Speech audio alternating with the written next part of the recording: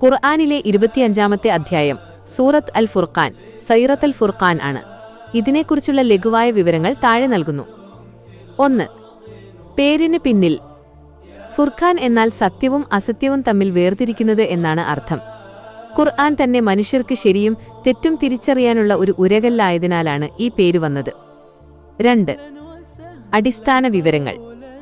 സൂക്തങ്ങൾ 77 ആയത്തുകൾ. അവതരണം മക്കയിൽ അവതരിച്ച മക്കി സൂറത്തുകളിൽ ഒന്നാണിത്.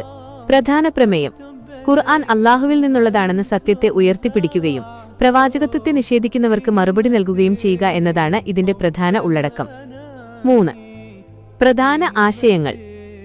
ഈ അധ്യായത്തിൽ പ്രധാനമായും 3 കാര്യങ്ങളാണ് ചർച്ച ചെയ്യുന്നത്. പ്രവാചകത്വത്തിനുള്ള തെളിവുകൾ. മുഹമ്മദ് നബി ഇൻസ ഒരു സാധാരണ മനുഷ്യനായിരുന്നിട്ടും എന്തുകൊണ്ടാണ് അല്ലാഹു അദ്ദേഹത്തെ തിരഞ്ഞെടുത്തത് എന്നതിനെക്കുറിച്ചുള്ള വിമർശനങ്ങൾക്ക് മറുപടി നൽകുന്നു. സൃഷ്ടാവിന്റെ മഹത്വം. ആകാശം, ഭൂമി, സൂര്യൻ, ചന്ദ്രൻ, നിഴൽ തുടങ്ങി പ്രകൃതിയിലെ ദൃഷ്ടാന്തങ്ങൾ ചൂണ്ടിക്കാട്ടി അല്ലാഹുവിന്റെ ഏകദൈവത്വം വിശദീകരിക്കുന്നു. സത്യവിശ്വാസികളുടെ ഗുണങ്ങൾ.